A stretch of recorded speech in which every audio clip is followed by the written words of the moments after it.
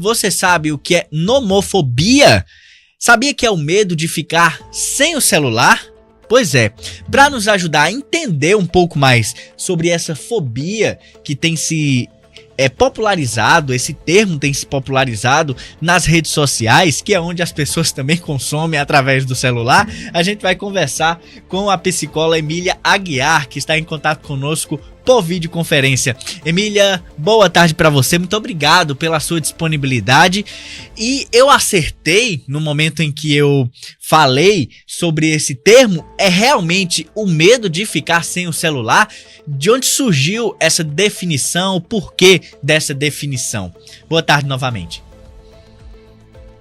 Boa tarde, Rodrigo. Boa tarde, doutora.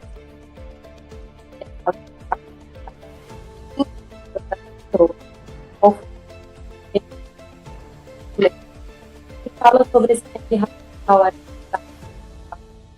ficar sem o celular, de ficar sem uma tela, né? Não necessariamente somente ficar sem bateria, entrar numa prova, não posso falar com público. Então, tudo isso abrange a nomofobia, né?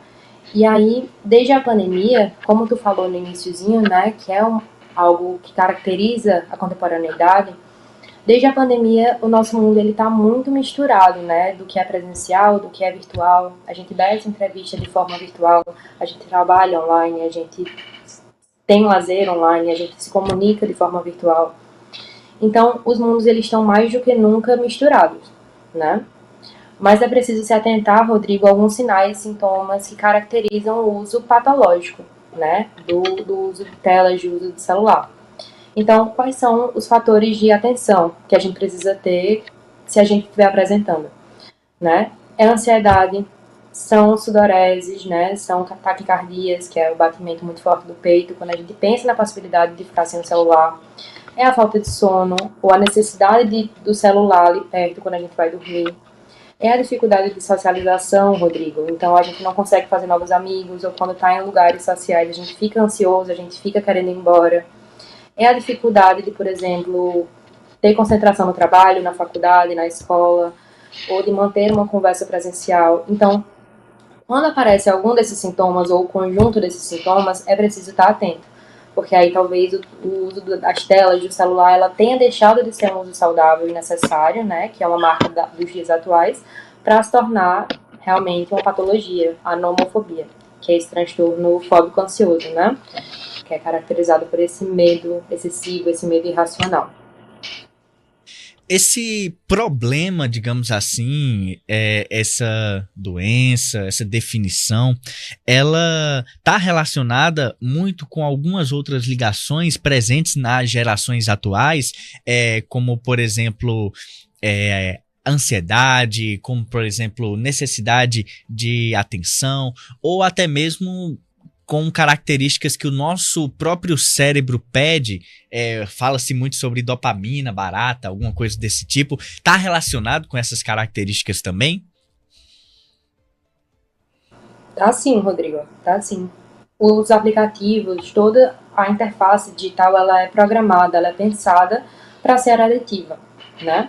Então, são as cores muito fortes, são os estímulos auditivos, são os estímulos ali que promovem essa sensação de prazer. Tu fala de dopamina e é justamente a dopamina, essa substância, responsável pela sensação de bem-estar, sensação de prazer. E quando a gente é estimulado dessa forma pelos dispositivos virtuais, a dopamina ela é também estimulada, né? Então a gente se sente bem, a gente se sente preenchido, a gente se sente feliz, né, de fato. Então, sim, os dispositivos digitais eles são pensados para nos fazer sentir bem, né? Mas é como um band-aid, sabe, Rodrigo? Um Dorflex que você toma, assim, quando tá com alguma dor, quando tá com algum estresse.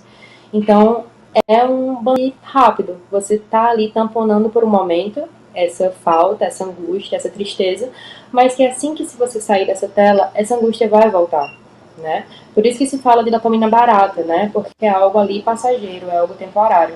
E é por isso que se caracteriza enquanto algo tão viciante, né? Porque é algo que a gente consome para tentar ficar bem o tempo inteiro. Porque a gente sabe que não é algo realista, né? Ninguém tá bem o tempo inteiro. É verdade. E eu queria perguntar também o que pode ser feito para que a pessoa possa deixar de lado essa característica de dependência do celular. A gente fala muito sobre a dependência do celular, mas nem é do aparelho em si, né? É mais daquilo que o aparelho oferece, dos aplicativos, das redes sociais.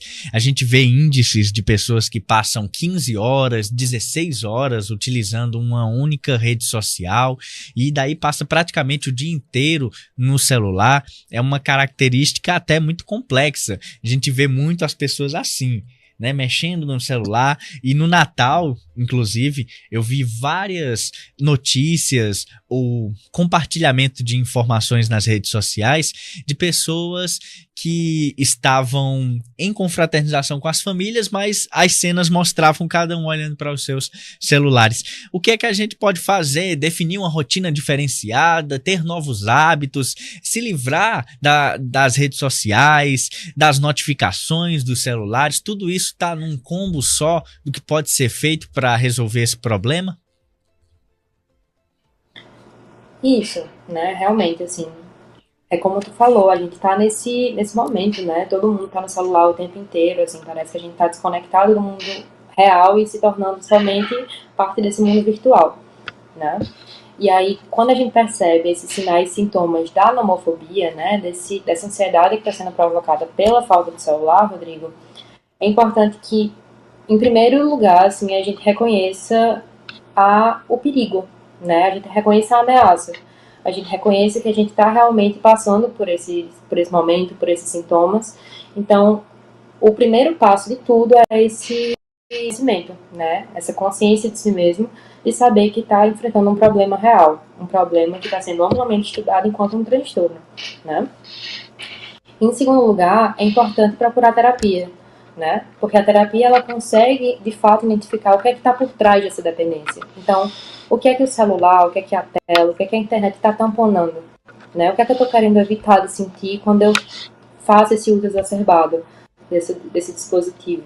Então, a terapia também é muito importante, mas não só, né? Exercícios físicos constantes também são importantes, porque ajuda nessa diminuição da ansiedade, diminui os sintomas de depressão, aumenta essa exposição social.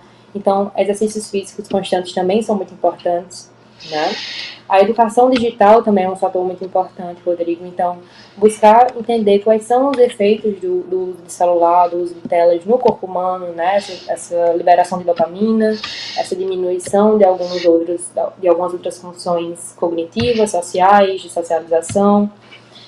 Então, é um conjunto de fatores, né? É um tratamento que você se expõe realmente ali quando você está disposto a ir contra essa maré de nomofobia, né? E contra essa maré de ansiedade relacionada ao celular. E quando a gente pensa em criança, Rodrigo, isso ainda é mais grave, né? Porque a criança está aprendendo a conhecer o mundo agora. E é muito comum a gente ver crianças em tablets, crianças em celulares, em espaços públicos, em espaços de socialização, quando na verdade elas deveriam estar interagindo com as outras, né? Então é importante que a gente esteja mais fora de casa, mais offline, mais com pessoas, conversando no olho a olho, precisando desse calor humano realmente para sair dessa dependência só do virtual. E aí, seguindo esses passos, a gente, por sorte, consegue, né, sair dessa dependência virtual e começar a balancear melhor o que é presencial, o que é online, o que a gente precisa e o que a gente pode deixar de lado um pouquinho.